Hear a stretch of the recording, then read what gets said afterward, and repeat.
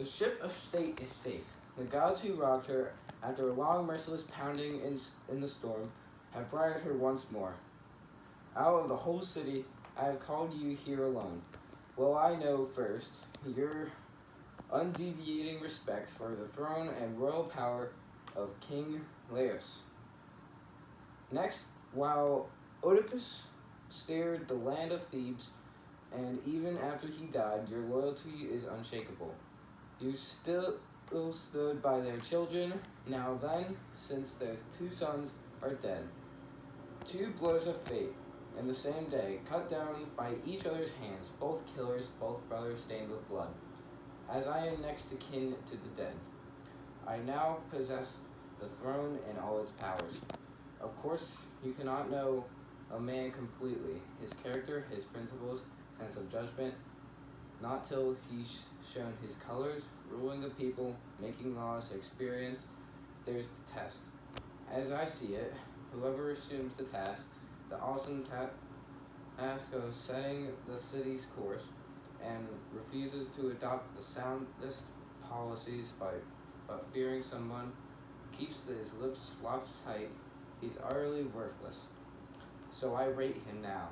I have always have. And whoever places a friend above the good of his own country, he is nothing. I have no use for him.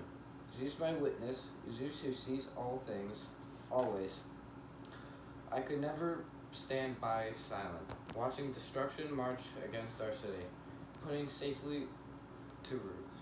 Nor could I ever make that man a friend of mine who menaces our country.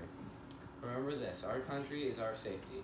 Only while she voyages true to course can we establish friendships, truer than blood itself. Such are my standards. They make our city great.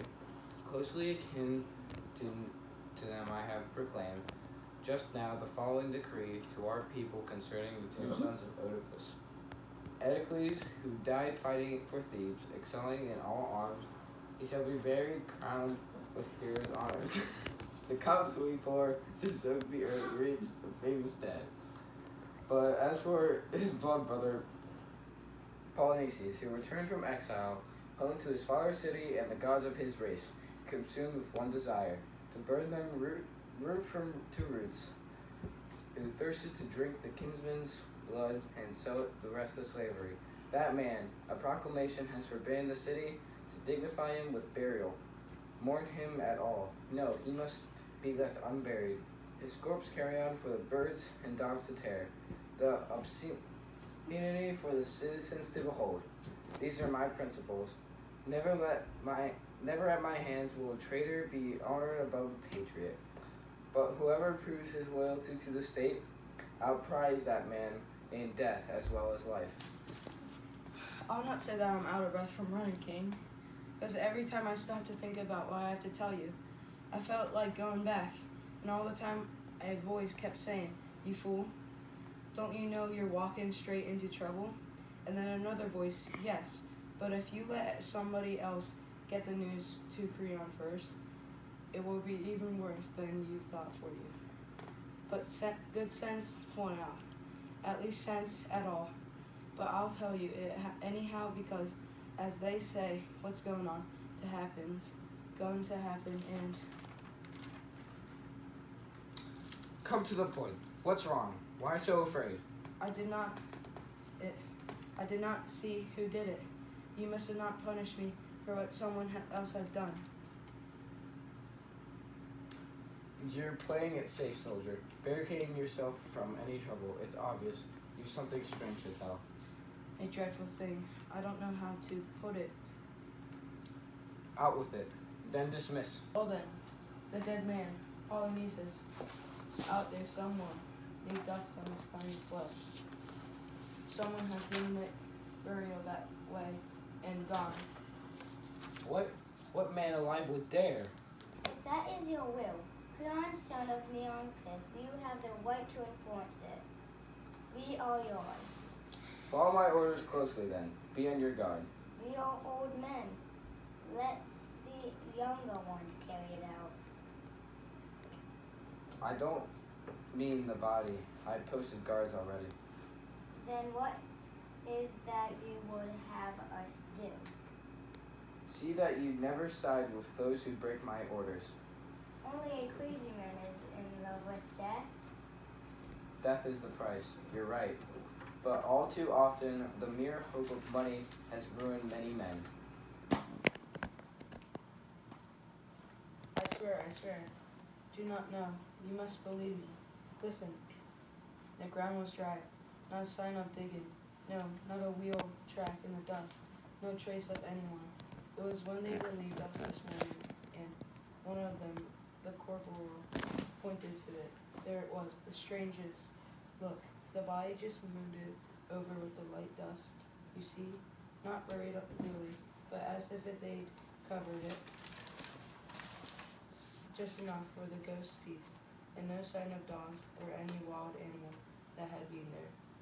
And then, what a scene there was. Every man of us accusing the other. We all proved the other man did it. We all had proof that we could not have done it. We were ready to take hot iron in our hands, walk through fire, swear by all the gods. I was not I. I do not know who it was, but it was not I. And then, when this came to nothing, someone said a thing that silenced us and made us stare. Down at the ground, you had to be told the news, and one of us had to do it. We threw the dice, and then bad luck fell to me. So here I am, no happier to be than you are to have me. Nobody likes the man who brings. I have been wondering, King, can it be that the gods have done this? Stop! Before you make me choke with anger. The gods. You're senile. Must you be insane? You say why it's intolerable. You say the gods could have the slightest concern for that corpse. Tell me, was it for meritorious service? They proceeded to bury him, prized him so, the hero who came to burn their temples rigged with pillars, their golden treasures, scorch their hollowed earth, and fling their laws to the wind? Exactly. When did you last see the gods celebrating traitors? Inconceivable. No. From the first there were certain citizens who could hardly stand the spirit of my regime, grumbling against me in the dark, heads together, tossing wildly, never keeping their necks beneath the yoke, loyally submitting to their king. These are the instigators, I'm convinced. They perverted my own guard, bribed them to do their work. Money. Nothing worse in our lives, so current, rampant, so corrupting. Money. You demolish cities, root them from their homes, you train the twist good minds and set them on the most atrocious schemes. No limit. You make them adepts at every kind of outrage, every godless crime. Money. Everyone, the whole crew bribed to commit this crime. They've made one thing for sure at least. Sooner or later, they will pay the price. You. I swear to Zeus, as I still believe in Zeus, if you don't find the man who buried that corpse, that very man, and produce him before my eyes, simple death won't be enough for you. Not till we string you up alive and bring the immortality out of you. Then you can steal the rest of your days better informed about where to make a killing. You'll have learned at last. It doesn't pay to itch for rewards from every hand that beckons. Filthy profits wreck most men. You'll see. They'll never save your life. King, may I speak? Can't you tell? Everything you say offends me. Are you sure that is my voice and you're not conscious? And who are you to pinpoint my displeasure? It is not what I say, but what has been done that hurts you. Still talking? You talk too much. A Maybe. born nuisance. Maybe, but I've done nothing. Yes, you did. What's more, you squandered your life for silver. How dreadful it is when the right judge judges wrong. Well now, you just be clever about your judgments. If you fail to produce the criminals before me, you'll swear your dirty money brought you pain. Bring me the man. I'd like nothing better than bringing him, the man. But bring him or not, you must see the last of me here. At any rate, I am safe. These are the world's wonders, but none more wonderful than men. The storm gray sea yields to his prows. The huge crest bear him high, holly and exhaustible, is graven with shining follows where his plows have gone year after year, the timeless labor of stallions. The light-boned birds and beasts that cling to cover, the lithe fish lighting their reaches of dim water, all taken tamed in the net of his mind. The lion on the hill, the wild horse windy maned, resigned to him, and his blunt yoke has broken the sultry shoulders of the mountain bull. Words also, and thought as rapid as air, he fashions his to his good use. Statecraft is his, and the skill that deflect the arrows of snow, the spears of winter rain. From every wind he has made himself secure, from all but one. And the late wind of death he cannot stand.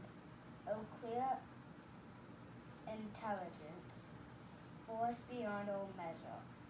O faint of man, welcome both good and evil. When the laws are kept, how proudly his city stands. When the laws are broken, what of his city then?